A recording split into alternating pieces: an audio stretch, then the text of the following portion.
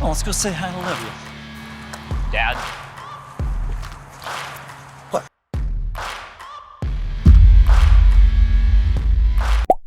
Here is part 2 of Reflections on Plathville. All right, season 2, here's another reflection. You can play with the pillows, pillow talk. What's pillow talk? It's like, oh my gosh, I feel like, I don't even know. See this several times in the episodes and the season itself is that there's an overwhelming ignorance of sex in their family. And I'm sure there are probably a few reasons for that, and I understand that a lot of people, a lot of parents in particular, are very scared to teach their kids, and it's a taboo topic, and it's very sad and very unfortunate that that is the case. Children, if you're watching this, you should have been instructed about sex and sexuality from your parents at age-appropriate levels, and this is usually discarded. They're usually abused or molested. About 1 out of every 4 out of 5 females in America that I know of, at least, of the studies I've read, have been molested. That means their boundaries have not been respected. They learn about sexuality from a victim state, a place where they come from a place of shame, and those are the same people end up counseling years later. They have no business going through that or being exposed to that ever, ever, ever. That's one way people learn about sexuality. The other way people learn about sexuality is that they flaunt it. And this is where parents don't want to keep their mouth shut. And they do things for shock factor. They'll openly talk about sex or sexual behaviors, and they treat their children like friends or confidants or BFFs or even therapists. That's a very, very unhealthy. And the other way people deal with sexuality is never, and that is they learn it from the birds and the bees, from their friends, coworkers, pornography, comic books, movies, TV shows. That's very unhealthy, because in all those environments, almost all those environments, besides maybe certain environments in school, these are environments where they are not giving you healthy, conducive, certainly in the Christian worldview, a Christian perspective. All right, here's the big finale to the season. I can't let you guys come This to the is car. my property. I can walk on my property if I want Mommy, to. you're just making Mom, things worse. Look at You were me. just making- Look at Already you can see right off the bat, this is the clash of titans. Is who's the alpha in this relationship. And so for her to come and say, it's my property, my kids, my whatever, there's not a hint of humility and gentleness and love to say, man, I am so broken that she's that scared of me. Whatever I've done, I'm genuinely sorry. I won't go over there. If that helps her heal, I'll do whatever it takes. I don't know what happened, but I'm so very sorry. the things you've said, how they've made her feel. The things she has said have hurt me too. So I'm willing to tolerate her presence if she can tolerate mine. That's what controlling narcissists say, is that I'm being reasonable if that person will be reasonable. No, I told you how it's going to be. I would like me and Olivia say goodbye to the siblings. I would like to get a picture with them, and Can I take the picture? No. So there's a few things. One is, notice how the parents cannot accept the word no. It's always a sign of controlling people. They can't accept the word no, which is what he's saying. No, she's not going over here. No, don't go over here. And notice, of course, it's very sad, these dynamics, very sad. You have the real nurturing parent of the family. Her role, you'll see, she's this kind of a golden child, and that's the elder, it's a younger sister, Lydia, and she's got the hair pulled back, and she's back there crying because she's the nurturing parent. The actual mom is the critical parent, but all the kids you'll see in a second, they're going to run up and hug the nurturing parent, because that's the one they go to for rescue. They went to the guy in the beard for rescue as well as the male. So he's the real father. He's the real father of the family, and the real mother is the sister. And this is called as a form of incest. It's emotional incest, and that's when in family dynamics you treat siblings as if they are actual parents. It doesn't mean the children actually think the siblings are their parents. They don't think that, but they behave that way. It's unhealthy. They're doing so because they're in a traumatic, serious, horrible situation with the actual mom. But the kids need healing. They need to go to therapy for this. So you notice the dynamics as well, so because now the other boy is saying, mommy, You're just making things worse. right? A child who's 4-year-old and 5-year-old calls the mother mommy. In normal American culture, you don't call mommy when you're an adolescent. The fact that he's doing that demonstrates, of course, he's in a constant beaten, defeated stage. It's also demonstrating he has a little more guts. He's used to standing up as he is for his brother. And that also demonstrates a bit, I guarantee you the mom doesn't like that because he's not fully under her control. So let's see if Ethan keeps saying the word no. Let's see what happens. Over Olivia saying goodbye to the siblings with me, then I guess we'll probably see them all when they're 18. But I feel like that's your call. It's his call. You're the neck that turns his head. And we all know that's how it's always been. That is so good. It's so good, and this is why it's so good on multiple levels. One is for the son to say, okay, I won't see him at 18. He goes into the conversation knowing exactly what's at stake. It's like you're saying you're going and making a deal on a car. I'm not paying $1 or $5,000. You're not paying $1 or $5,000. You have to be willing to walk away. Most people cannot do that because they are so insecure. They are in a needy relationship with other people around them because they usually have attachment disorders, that they see people around them like mom and dad and they go, okay, whatever you want, whatever you want, whatever you want. So if you find yourself being a people pleaser, it's very difficult, if not impossible right now, for you to be able to walk away and be able to say, I can make it. So the son Ethan knows that inside. He has enough wherewithal, enough resources to go, I don't need you at all. I can walk away. I'll see them later on. I'll be mad at you because of it, but I can walk away. That's very, very healthy, very healthy. The other thing you know, of course, is the mom's now giving up. She's realizing I'm not the alpha. He will not listen to me. Now, I need Barry to come in and be the alpha and really buck up and make him do what I want him to do. Let's see what Barry does. Let's see if he obeys the real alpha, the mom. Because the son already said he's in the neck that turns head, meaning you're the alpha here. We all see that dad is not the man of the home. Say something positive about each other. Say, like, make up. This is also very common. So he's obviously very anxious, and he should be, because he sees them arguing with their family members. And this is one of those times where we call it airing the dirty laundry. It's where the dynamics that are covert, they've been below the surface, now they're out in the open. And that is rare when you have dysfunctional families. When it finally happens, it can be very anxiety producing. And so his response, of course, as usual, is right now is to smile like, come on, y'all, say something happy. Let's look on the bright side. Come on, yeah. Of course he is, because he's nervous. The appropriate response is not that. The appropriate response is they need to be able to dialogue about this, and then the son needs to be able to keep standing up for himself. No, that's not what I want. He needs to be gentle and kind and firm. And then the other parents need to see that they've lost, that they can't control him. And so I appreciate the young man who's trying to make sure his anxiety is dealt with and things. He's a placater. Come on, y'all, let's get along. That's not what's needed right now. Ethan, I love you. In spite of all the vitriol that is coming our way. Well, you can just say you love him. You don't have to say in spite of all. It is Just very to make nice him of you feel to say that you love me, but behind my back, when you talk about my wife to other people, it's not going to fly with me.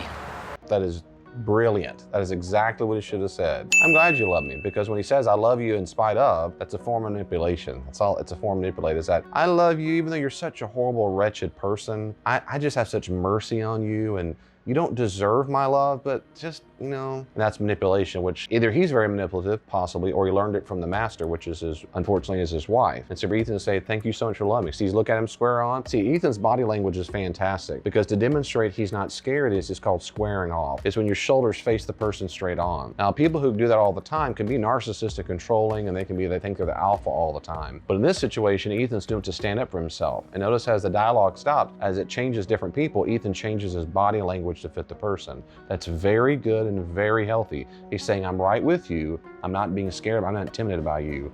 It's extremely appropriate. So we're going to say also, not only is the body language saying that, he's saying, I love you too, and I'm so glad. Or yet, that behavior of gossiping about my wife behind my back is inappropriate. I can love you and still think that behavior is inappropriate. That's very important, because many of you probably did not experience that.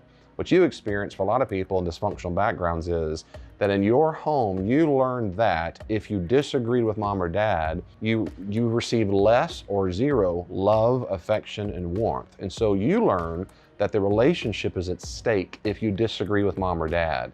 You should never have learned that. That was very horrible and dysfunctional of your parents to teach you that. You should have been taught that if you disagree, even if you got grounded, there's discipline. The relationship's not at stake. You say, I love you, period. He should have brought love into it. The dad should have been like, she said, I love you, son, love you very much. Or, hey, son, I tell you what, let's take a beat because this is taking a while. I know we're kind of worked up and we love you very much. So because of that, we're gonna give you grace, and we're confused, I guess. So maybe down the road, maybe we can talk about it, maybe write a letter or something. Maybe we can get our thoughts out together, but I love you, and I love you so much, I'm gonna give you space. I'm not gonna try to manipulate you, control you right now. But unfortunately, the father failed miserably on that regard. So, it's unfortunate, I guess, that Olivia won't be seeing you guys. Well, let's go say hi to Olivia. Yeah, a final ditch effort to have their way. You cannot win, son. You cannot be in control. You're not the alpha of this family. Mom is. And so the dad's one last attempt. Nope, we're gonna show you who the boss is. Let's see how that works out.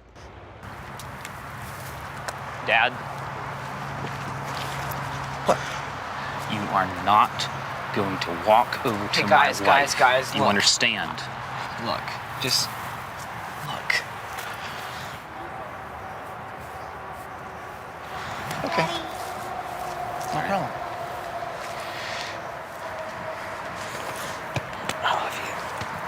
See you later. See, that stuff just breaks my heart. It breaks my heart. Everything about it makes me sad. The dad is whipped and defeated by a toxic, dysfunctional wife. The son is trying his best to now he has to stand up to his dad. But now you see, now the match is over. We know who won. This is all about who's the alpha, and the son won. He won. The dad finally gave up. Now the mom's about to give up, and she'll scream and wail to demonstrate she was beaten. And there's a new lion in the cub, as it were. And now, of course, you can tell, demonstrate physical affection. The brother comes in to hug the brother. They can't even hug each other. Everything's a side hug. It's a very, almost like we're strangers. But they're trying to do it because they're also alleviating their anxiety. But they're showing, I love you and I care for you, and he is. And you notice how Ethan, when all this happened, he took a deep breath. That's good. What I would have done differently, of course, is he shouldn't have touched his dad. I wouldn't have been, it implies violence and getting your face all that said that violence. You can be firm without getting that posture that you're going to be violent. And that kind of stuff is just not the best way to do it. You can say firm and say, no, we're not going to do that. All you have to do is, of course, it is the parent's property. Was that big a deal? He should have just walked off, not say the word, tell the kids, I love y'all very much, go to the car and drive off. That's it. He's not going to run. He could chase them, run down the street if he wants to, but he's going to look like a fool. And that's just, but he can if he wants to. What he doesn't have to do is stop his dad. Now, if his dad were a threat to his wife, yeah, maybe run ahead of the car and get out, speed out quickly. If his dad had a gun, had a knife, he might have tried to take his dad down. But just to go say hello, he could have said, no, Dad, I said no, and walk out, and then they would leave, not say a word. But when you get physical, that's when things escalate very quickly, and of course, it can. And the dad could have gotten worse. He could have really started into a physical altercation. That would have been extremely unfortunate and unnecessary in this regard, very unnecessary. But I'm proud of Ethan for standing his ground. I am. See you all later.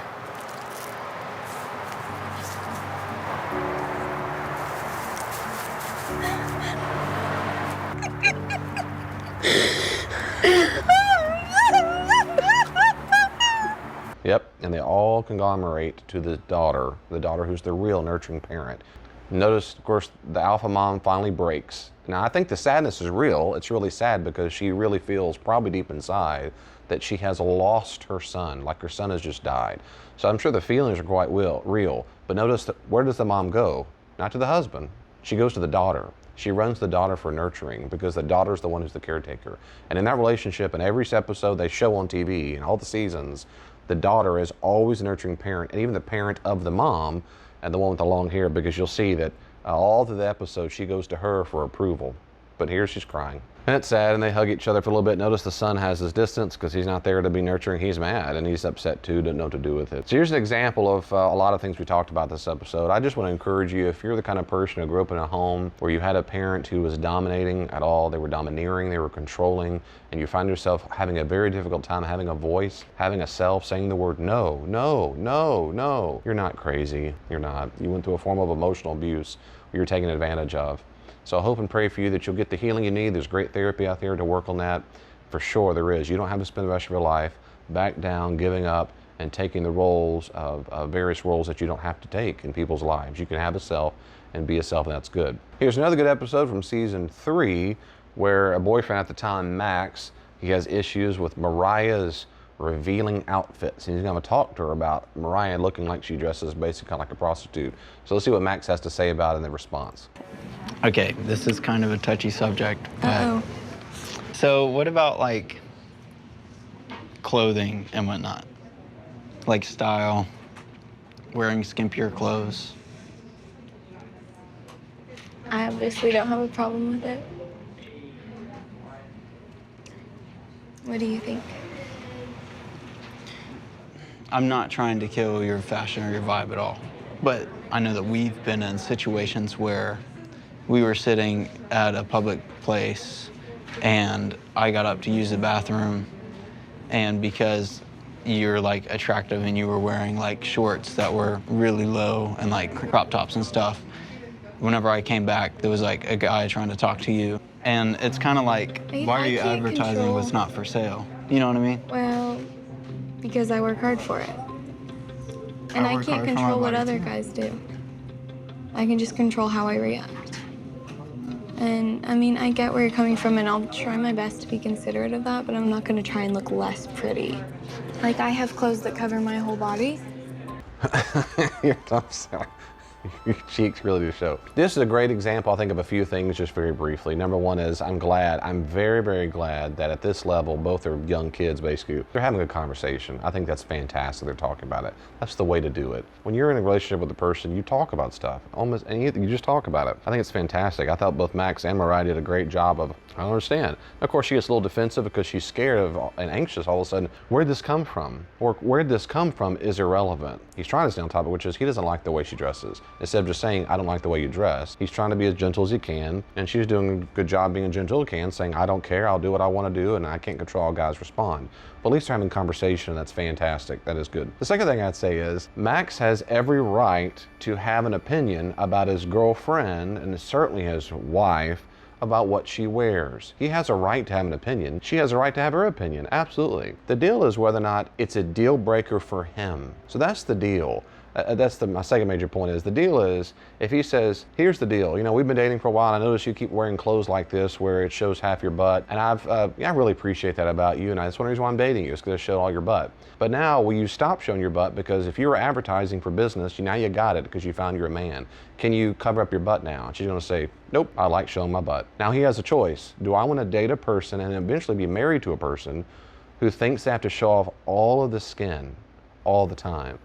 That is his choice.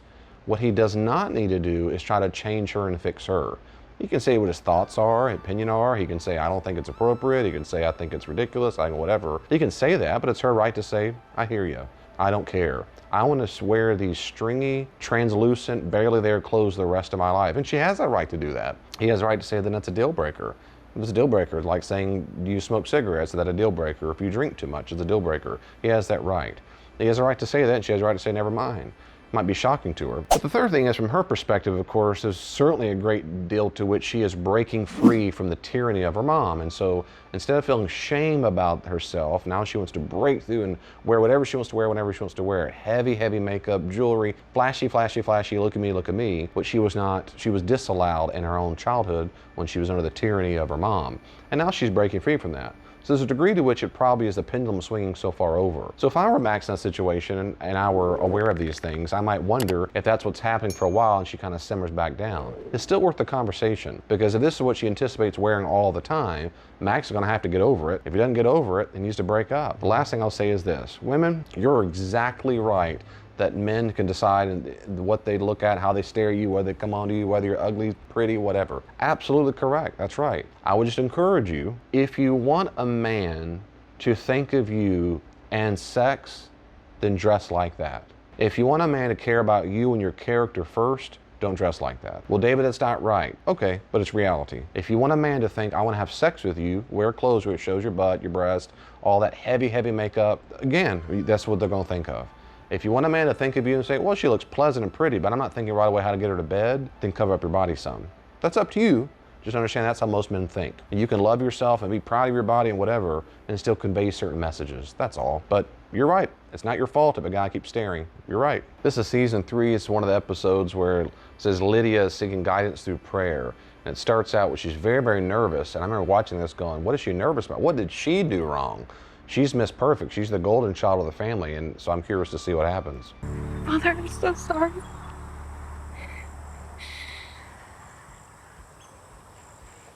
Whenever I need guidance in life, I turn to the Holy Spirit. Yesterday, my parents found out that I had been texting my friend when I told them that if I did, I would tell them. But I didn't. I've broken their trust. Yeah, right off the bat, okay, that's it. I mean, you think I've been killing people and hiding their bodies. I've been sloppy drunk. I've been addicted to pornography for 6 months. You would expect something. So she said, I told them I would tell them if I text this boy. She should have, all right, so she either lied. She shouldn't have lied. That's true. You can break trust. That's true. I mean, it's true. You shouldn't do that. You should have said. It's just that in normal relationships with family members, normal relationships with parents would have gone is to go, please don't do that. It breaks your trust. Please, I want to trust you with this stuff. You have a conversation, you move on. Because the nature of the offense is not that big a deal. But in this situation, what breaks my heart is I know for a fact any break of a agreement ever is an egregious problem when you have a controlling parent or parents. And so what's going to happen is she's going to feel overwhelming guilt and shame. That's sad because there's going to be disproportionate amount of guilt for what she's done.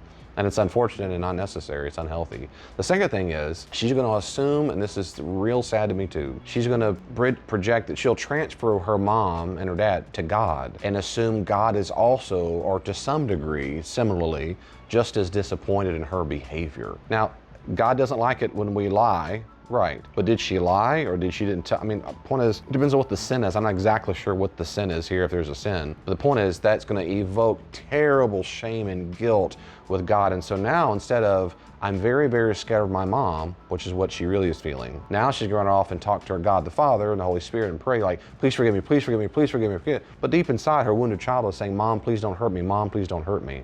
That's sad. It's really sad. I'm probably disappointed more with myself than they are. I definitely need some time by myself, just me and God. You can be disappointed in yourself. That's normal and healthy to be disappointed in yourself. We have values, and sometimes we break our own values. That's very normal. It's very normal. But particularly with her, because of this entire background, and you might suffer from this as well, the difference is, it's one thing to be disappointed in your behavior. It's one thing to feel like you're a bad person because you fail. That's called splitting. We don't want to do that, which means we don't accept that we're not perfect. We don't want to accept the part of us that messes up sometimes. We can't go there. I can't go there, can't go there. I just need, no, I can't believe. And so that's the part, you'll know you struggle with this when you beat yourself up a lot. If you beat yourself up a whole lot, you struggle with some kind of splitting, some kind of perfectionism. And you probably learned that perfectionism tendencies as a child, and you probably learned it because of the defense mechanism. You might have had overbearing parents who you never made happy. There's all kinds of reasons why we develop perfectionism. But being a perfectionist means we have a very low tolerance for ever doing something wrong. You're gonna do things wrong, unless you're Jesus, you're just going to. You don't have to like it, but healthy people realize that is part of who we are. We do fail, we regret that we made those choices, we regret it, and we confess that to God. And then over a time of remorse, we move on. What we don't do is evoke, it does not, for healthy people, it does not evoke terrible shame. I'm a bad person because I failed. That's not true. I failed. That doesn't mean I'm bad and I'm worthless and I'm this and that. And she's gonna have probably a tendency the rest of her entire life to feel terrible shame if she ever does something wrong. Because I need direction. I was just so selfish. And I know you have something great in store for me. And that's what I really want. Some of my older siblings have broken trust with my parents more than once. And for me, it just doesn't happen that often. I just feel like this is really putting a spotlight on how this relationship has gotten between my parents and I. And in a way, between God and I. Father, I'm gonna just... Yeah, again, I won't say much. It makes me sad because it's different when you have a relationship with a person who is toxic, dysfunctional. Is this boy a drug addict? Is he a drug pusher? Is he a pimp? Is he a mass murderer? I mean, you know what I'm saying? That's the kind of people that would hurt her. That makes sense. The parents, man, I told you, daughter, don't date these horrible guys who are murderers and serial killers. Let's find someone else who's not a serial killer. Is there any other guy, any fish in the sea that doesn't sell drugs? Anybody else who's not a pimp? Those are good questions for parents to ask their daughters. But these kids who are stay-at-home mom, boys, and they text them, and you, later on she's gonna talk about the textings. I mean, they're not sexting. It's just simple childish texting stuff. This sense of it's gotten in between me and mom and dad, it's too much. It's too much. And it's so sad because she doesn't realize that anybody will get in between the mom and her parents. All of them will, because they're not part of the pack and the mom and dad can't control them. And that's unfortunate. It's very sad. Let every song I sing, every word I speak, glory to the King of Kings. Take my heart, take my mind, and fill it with your word. As a Christian, I firmly believe in praying as a communication with God, listening and talking to Him, and singing songs. I praise songs well. I'm always concerned about watching Christians on TV because when they air things like this and girls walking barefoot through the forest going, no, that it gives the impression, if they're not careful, that Christians are wackos. I don't think she's a wacko. I think she's singing and praising God and she's having prayer time. It's just unfortunate that there's no person to come alongside and say, I know Not that you need this, she doesn't need this. I'm just saying, to me, in my opinion, it's unfortunate. Someone don't come along and say, hold on, before you just tune this out as a bunch of wackos, I kind of explain the nuance or context. For example, if you're convinced there's a God of the universe and he listens to your prayers, he also listens to your praise, this isn't wacko at all. If you think there's no God, yeah, this seems like nonsense. But in her view, it's not nonsense. God's listening to her, and she's right. Okay, the end of season 3. This is a good one. You could take the four-wheeler and go off. Yeah, I could take that out to the farm. Who's that? Is it Mariah? Did she forget something? Hi. Can I talk to Kim and Barry outside for a sec? When you have to have difficult conversations, she did a fantastic job. You can tell she's thought this through. She asked. You didn't tell them. She doesn't come in guns a-blazing. She's not being a critical parent. Can I, or even may I, talk to them outside? That's good to do because one is it's not embarrassing to the kids. It's not a group thing. And it also keeps them aside so she can talk individual without feeling overwhelmed and like there's pressure of the kids down. That's really good. The parents could have said no. She goes, okay, the conversation's over. You have to go in there and realize when you're going to say no, and you have to walk away. But so far, the parents have said, we'll do it.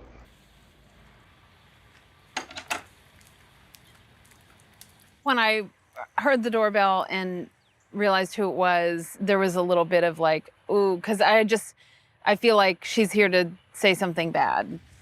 We're rolling out of town. I know we. It's also fantastic if you've been into a dysfunctional situation with a loved one or someone, well, any loved one, and you've had to stand up for yourself. It's very good and wise if you need it. It's okay if you need it to have someone who will support you, as it were, guide your back, who goes there. Notice that that's what Ethan's doing in the background. He's leaning against the car. It's a way to let the parents know that he's there, but more importantly, it's let him know that his wife, that I am there. I'm right here. If you need something from me, I'm right here. I'm not far away. I'm gonna let you stand up for yourself because that's what she wants. She's gonna be defended by him. I want to stand up for myself to prove I can do it. But I'm there in the background. That is very healthy. He did a great job of being present, but not in her business. Unless she wanted him to be right beside her, and then he could do that. You're headed to Tampa. We're moving. That's pretty good. And I just wanted to stop by before we left. It's been a long time since I've seen you guys. Just wrapping up loose ends. And I just wanted to say, I feel like you meant to hurt me. I feel like you meant to ostracize me because you couldn't control me. But at the end of the day, I've worked through that. I'm not bitter. I'm not angry. And I forgive you guys.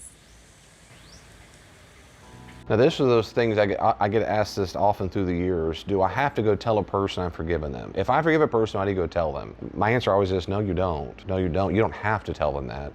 If you say, and I'll ask the question, what do you hope to get from that? What do you hope to get from the experience? What do you expect for the person when they say, I forgive you?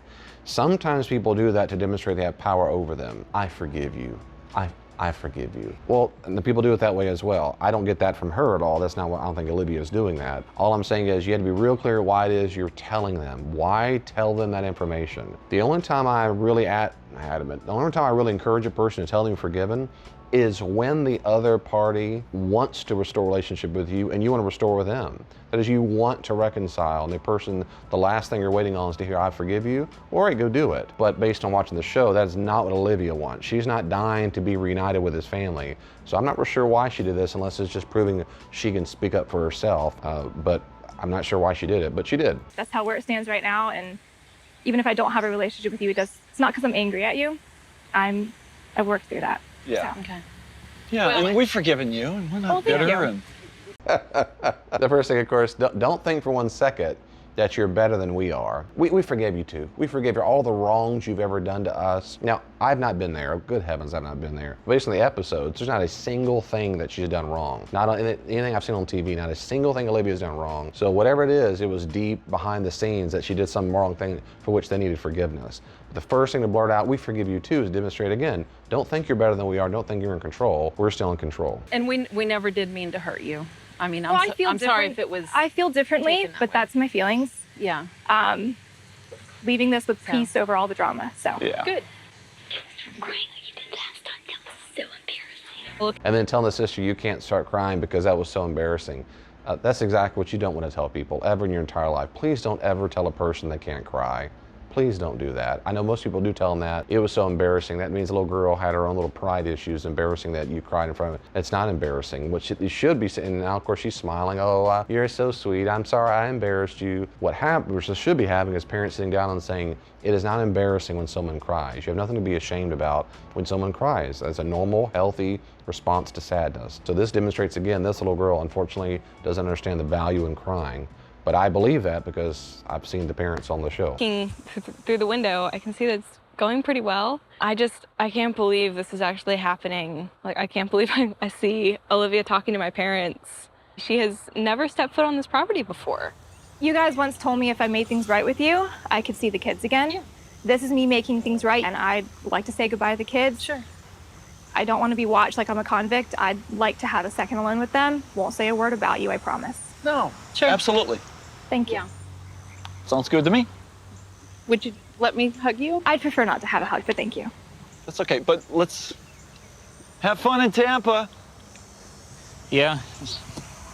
Those are called boundaries. Man, she has worked this through with her therapist. I'd prefer not to, thank you. I mean, that is as gentle and firm as you get. That's it. You couldn't be more gentle and you couldn't be more firm. No, thank you. That's it. That's it. She's not called her name. She just said no thank you. I mean, that's the way to do it. Thank you so much for watching. I hope you liked it. I hope you learned something from it. If you don't mind, click subscribe, share this video with your friends, click like, and hey, write some comments down there. Let us know what you think about what I said. I also have a second channel, Dr. David Pendergrass Shorts. I'm also on TikTok. Check out my videos on TikTok. Follow me there and share with your friends if you want to see content under 60 seconds. See you online.